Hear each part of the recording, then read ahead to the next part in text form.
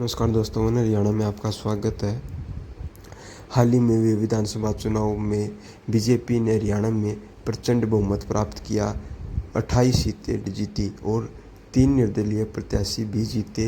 तीनों के तीनों निर्दलीय प्रत्याशी हिसार से सावित्री जिंदल बीजेपी में शामिल हो गई और गन्नौर से जीते निर्दलीय प्रत्याशी देवेंद्र काद्यान, जो बीजेपी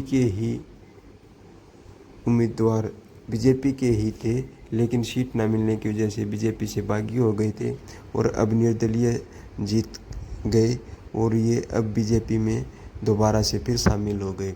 और भादरगढ़ से राजेश जौन, ये तीनों के तीनों विधायक जो नए चुने गए हैं, ये अब बीजेपी में शामिल हो गए, जिस कारण बीजेपी पहले ही बहुमत में थी, अब और मजबूत हो गई।